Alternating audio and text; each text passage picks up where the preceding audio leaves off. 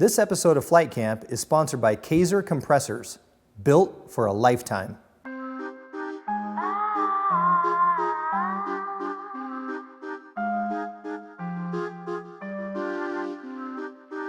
I always look forward to what's new and what people are going to bring, that year.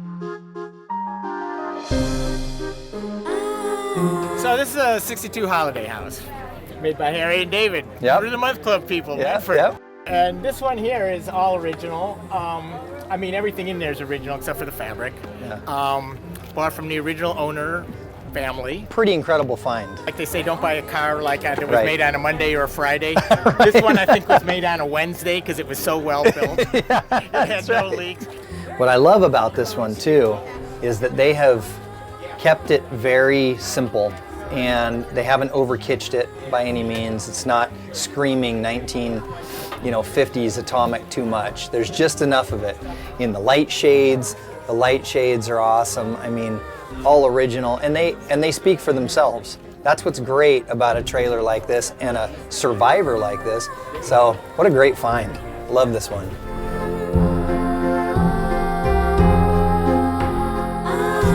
(1955) Spartan Mansion. This one was done by Denny Stone over at SoCal Vintage Trailers. Incredible, and his finish on the exterior is amazing. I love the fact that he put a permanent awning on it. And his work is always so clean. The lines are great. I just can't wait to take a look at this one. Doesn't disappoint. Didn't figure it would. This is a great unit. And classic for them. It's very simple, but has everything you would ever need and very classy. Again, no overkitsch. They weren't going for, screaming a certain year. And it just all came together great. Love the wood grain in here. And what's so cool about this floor is it's just like the newer boats that you have nowadays. It's got a cushion to it, which is really cool.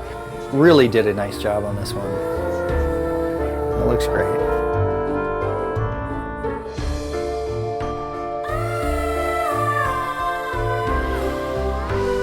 And then of course seeing Steve from Vintage Trailer Supply and all the help he gave us on getting the Geo done. It's always a pleasure to see him.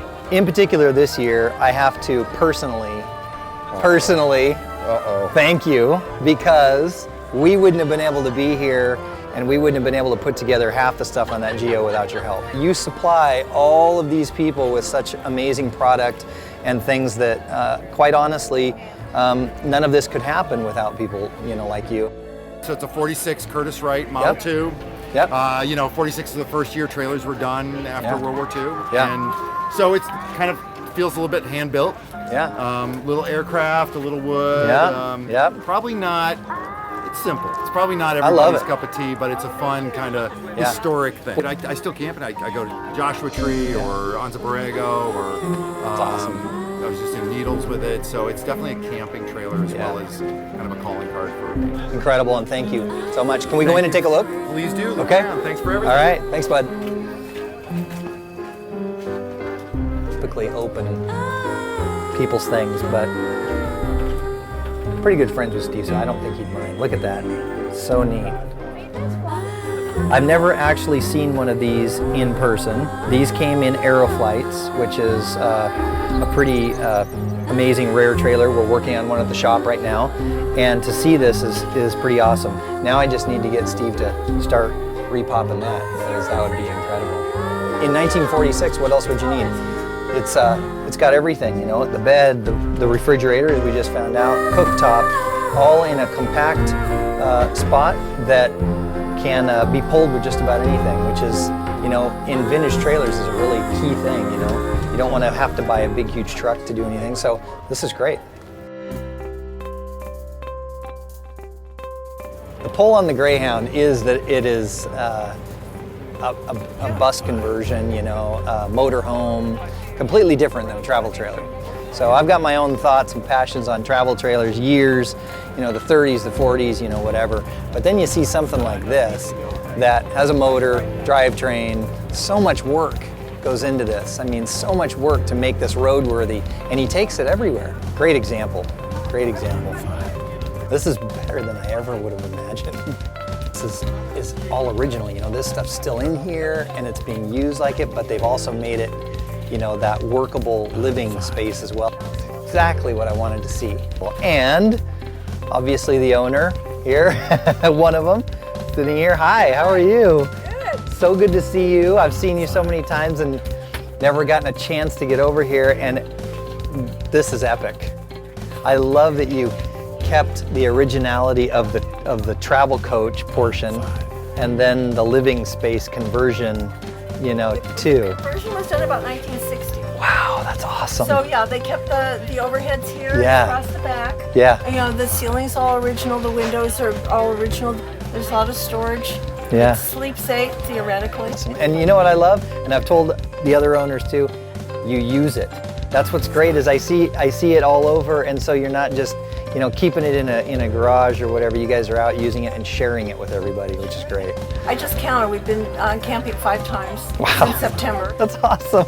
Thank you so much for sharing it and bringing it. Look at this. Look at this, all lined in aluminum edging. Very streamlined, the dark wood and then the aluminum accents here and there. And look at this, just a lounge, just a cool lounge back here.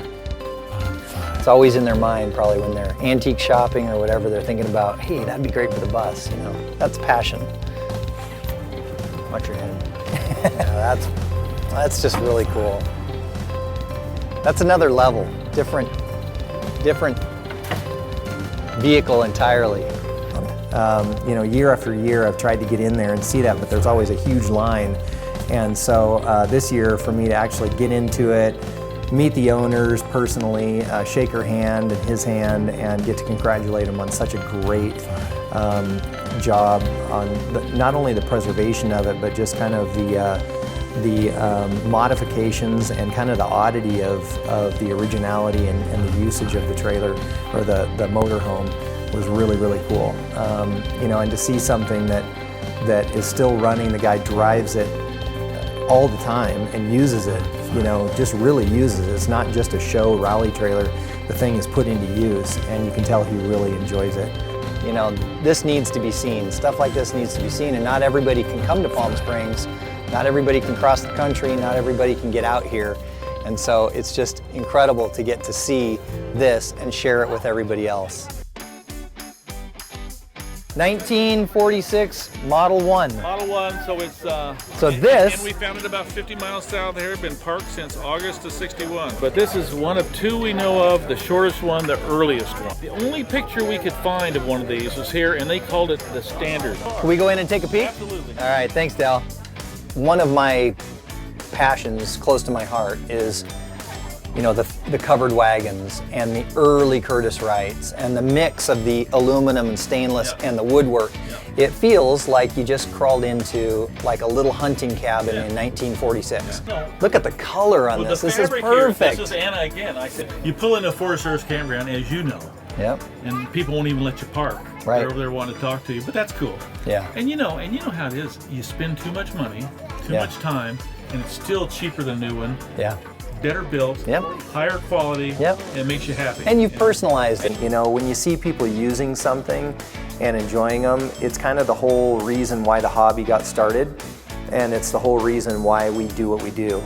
We continue to bring these things back to life because there was a reason that they were on the road to begin with, and that's to make memories with your family and your friends and be out, and now they're getting a whole rekindling and a whole new life to them, which is really cool to see. Stay tuned to our YouTube channel to keep up to date with all of our projects. Don't forget to subscribe and receive notices so you don't miss a thing. This episode of Flyte Camp is sponsored by Trojan Battery Company. All you need is life.